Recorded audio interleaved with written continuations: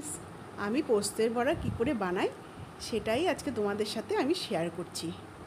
নিলাম একটা খালি মিক্সিং বাউলের মধ্যে আমি পেঁয়াজ দিয়ে দেব। তারপর আমি পোস্তটা বেটে রেখেছি, সেই বাটা পোস্তটা দিয়ে দিলাম। তারপর দিলাম আমি চালের গুঁড়ো আর কাঁচা লঙ্কা, এই যে দেখো দিয়ে দিয়েছি। এবার আমি সব উপকরণগুলোকে একসাথে মেখে নিচ্ছি। এখন জল দিলে চলবে না, কারণ ভালো করে আগে মেখে নিতে হবে। মাখতে মাখতে যখন দেখো সব মিশে গেল, এবার আমি কিছুটা জল অ্যাড করব। জল আমি কিছুটা অ্যাড করব, এই দেখো অ্যাড করেছি। এবার জল অ্যাড হয়ে গেছে, কিছুটা আর একটু চালের গুঁড়ো লাগবে মনে হচ্ছে, মাখাটা একটু বেশি গিলা হয়ে গেছে, একটু চালের গুঁড়ো দিয়ে নিয়েছি। এবার সুন্দর তৈরি হয়ে গেছে উপকরণটা, ডো তৈরি করে এবার আমি ছোট ছোট লেচির আকারে,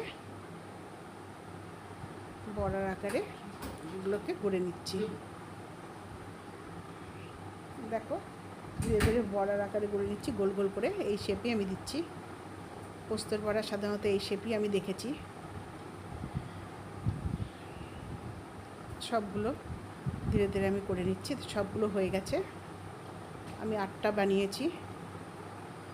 এবার আমি 1 টেবিল চামচ তেল দিলাম। কড়াতে তেল দিয়ে, তেল গরম হলে আমি ধীরে ধীরে সব বড়াগুলো একে একে তেলের মধ্যে ছেড়ে দিচ্ছি। শ্যালো ফ্রাইড হবে।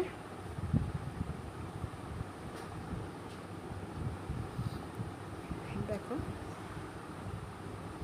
সব দেওয়া হয়ে গেল। এবার এই পাশটা উল্টে দিলাম।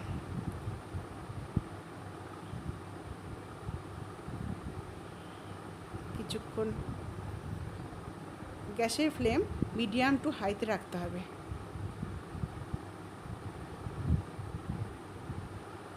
আর হয়ে গেছে বড়া ভাজা, এবার আমি তুলে নিচ্ছি। এক এক করে সব কটা বড়া আমি তুলে নিলাম।